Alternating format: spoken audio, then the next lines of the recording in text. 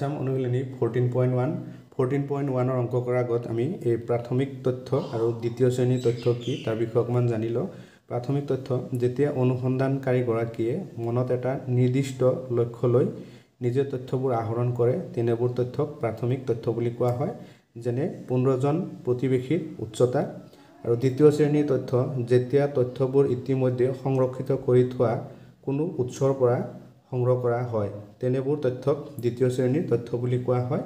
যেনে দূৰদৰ্শন বা বাতৰি কাকতৰ পৰা পোৱা নিৰ্বাচনৰ ফলাফল। তাৰমানে প্ৰাথমিক শ্ৰেণীৰ তথ্য মানে তথ্যটো নিজে সংগ্ৰহ কৰিব লাগে আৰু দ্বিতীয় শ্ৰেণীৰ তথ্য মানে হ'ল তথ্যটো অলৰেডি সংৰক্ষিত কৰা হৈ আছে তাৰ পৰা আমি সংগ্ৰহ কৰিব লাগে। এতিয়া আমি চাম অনুশীলনী 14.1 14.1 এক নম্বৰ প্ৰশ্নটো আছে তোমাৰ দৈনন্দিন জীৱনৰ পৰা পাব পৰা তথ্যৰ 5টা উদাহৰণ আগবঢ়োৱা। এই আনসাৰটো লিখিম আমি সমাধান।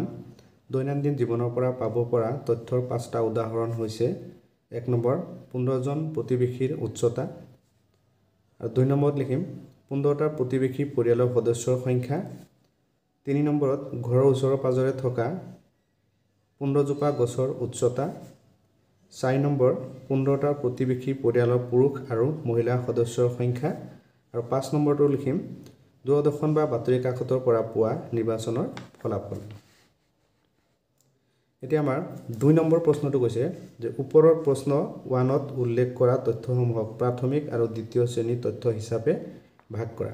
ইয়াত আমি যিকেইটা তথ্য পাইছোঁ এই তথ্যখিনিৰ পৰা প্ৰথম শ্ৰেণীৰ তথ্য আৰু দ্বিতীয় শ্ৰেণীৰ তথ্য আমাৰ ভাগ কৰিব লাগে। ইতিমধ্যে আমি প্ৰথম শ্ৰেণীৰ আৰু দ্বিতীয় শ্ৰেণীৰ তথ্য কি আগত কৈছোৱে। এতিয়া প্ৰথম শ্ৰেণীৰ তথ্য কি কি হ'ব? প্ৰথম শ্ৰেণীৰ তথ্য মানে তথ্য নিজে সংগ্ৰহ কৰা। এতিয়া 1 নম্বৰত আছে 15 জন প্ৰতিবেশীৰ উচ্চতা, এইটো হ'ব প্ৰাথমিক তথ্য। আৰু 2 নম্বৰত আছে 15টা প্ৰতিবেশী পৰিয়ালৰ সদস্যৰ সংখ্যা, এইটো হ'ব প্ৰাথমিক তথ্য। 3 নম্বৰত আছে ঘৰৰ ওচৰৰ পাজৰে থকা 15 জোপা গছৰ উচ্চতা, এইটো প্ৰাথমিক তথ্য হ'ব। 4 নম্বৰত আছে 15টা প্ৰতিবেশী পৰিয়ালৰ পুৰুষ আৰু মহিলা সদস্যৰ সংখ্যা, এইটো প্ৰাথমিক তথ্য হ'ব। আৰু 5 নম্বৰত আছে দূৰদৰ্শন বা বাতৰি কাকতৰ পৰা পোৱা নিৰ্বাচনৰ ফলাফল, এইটো হ'ব দ্বিতীয় শ্ৰেণীৰ তথ্য।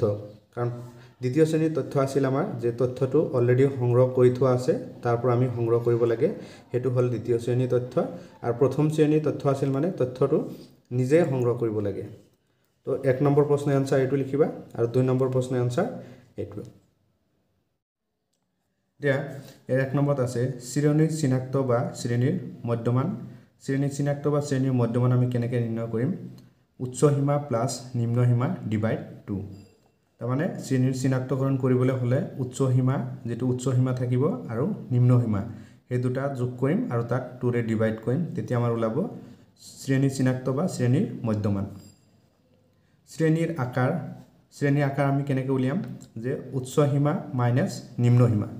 শ্ৰেণীৰ আকাৰ নিৰ্ণয় কৰিবলৈ হ'লে উচ্চ সীমাৰ পৰা নিম্ন সীমা মাইনাছ কৰিব লাগিব।